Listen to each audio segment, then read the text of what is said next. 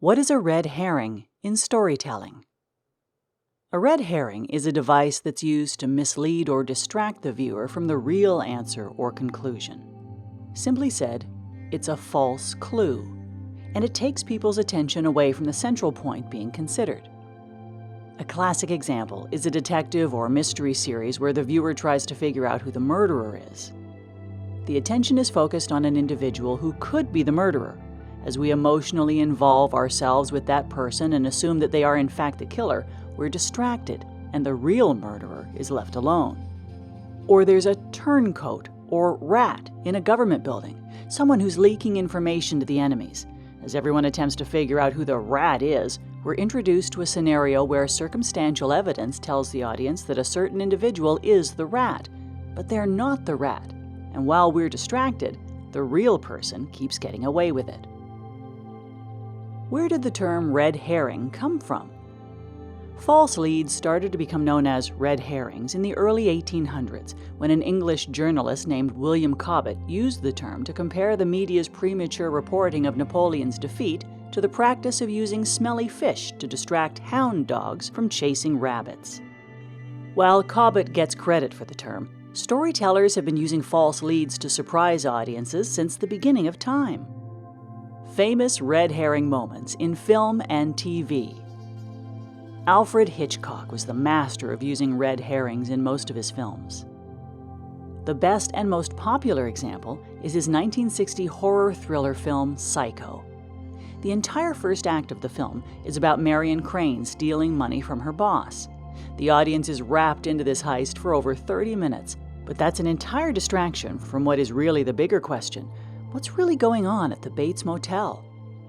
Hitchcock also uses music in his films as red herring devices, screeches of violin noise or intense bass instruments playing to emotionally put viewers on high alert, only to have the situation be safe for the main character and distract the audience away from the real conflict. Red herrings are even used in children's movies. A great example is the 2013 smash hit Frozen. The main plot is that the only way Anna can be stopped from turning into ice is to have an act of true love.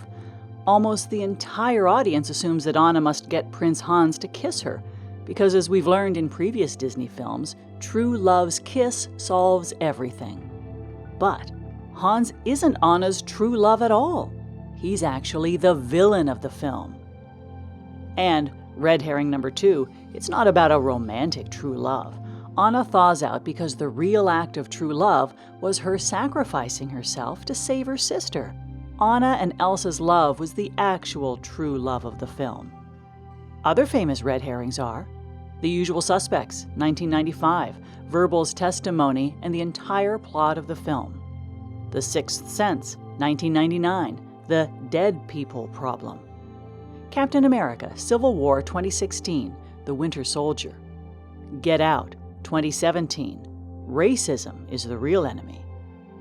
TV series are loaded with red herrings. The trend of viewing has definitely moved to the binge-watching TV series experience. Most of us, if we're being honest with ourselves, have and can watch an entire season of a television show in one sitting. So to keep the viewers engaged and to keep them moving to the next episode, red herrings are used time and time again, no matter what the genre is. Breaking Bad is considered the most popular and well-regarded series from the last 25 years. It had modest success on the AMC network when it first premiered, but when they put the show on Netflix, the popularity of the show blew up. Why? Because people couldn't get enough of the plotting. This show is the masterclass of the red herring.